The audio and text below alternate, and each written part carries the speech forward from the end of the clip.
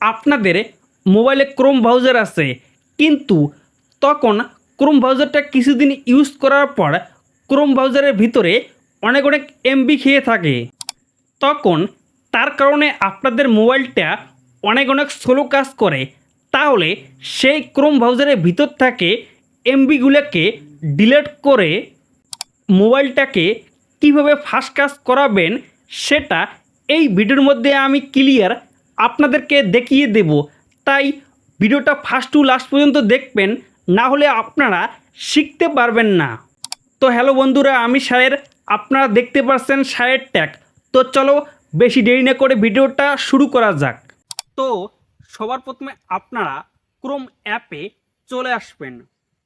চলে আসার পর উপর দিকের ডান দিকে দেখবেন থ্রি ডট আছে, সেই জায়গায় আপনারা ক্লিক করবেন।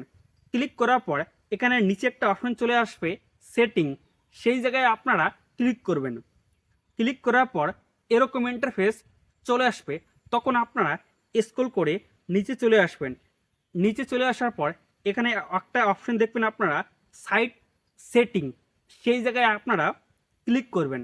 ক্লিক করার পর আপনারা আবার স্ক্রল করে নিচে চলে আসবেন। নিচে চলে আসার পর এখানে একটা অপশন দেখবেন আপনারা ডাটা স্টোর, সেই জায়গায় আপনারা ক্লিক করবেন। ক্লিক করার পর দেখবেন আপনাদের কোন সাইট কত এমবি খেয়ে আছে সেটা সবগুলো দেখতে পারবেন। ভাই দেখছেন, এই কারণে আপনাদের মোবাইলটা স্লো কাজ করছে।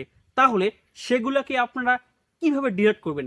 ডিলিট করার জন্য আপনারা এখানে নিচে একটা অপশন দেখবেন আপনারা ডিলিট অল ডাটা, সেই জায়গায় আপনারা ক্লিক করবেন। ক্লিক করার পর আবার কন্টিনিউ করার জন্য আপনারা এখানে ডিলিটের এখানে ক্লিক করবেন। ক্লিক করার পর আপনাদের যে ক্রোম ব্রাউজারের মধ্যে যে এমবিগুলো খেয়ে আছে সেগুলোকে আপনারা খুব সহজে এরকম করে ডিলিট করতে পারবেন।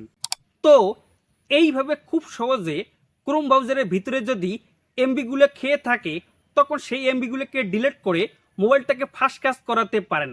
এই ছিল আজকের ভিডিওটা ভালো লাগলে অবশ্যই একটা লাইক করে দিবেন এবং চ্যানেলটা সাবস্ক্রাইব করে আপনারা পাশে থাকবেন।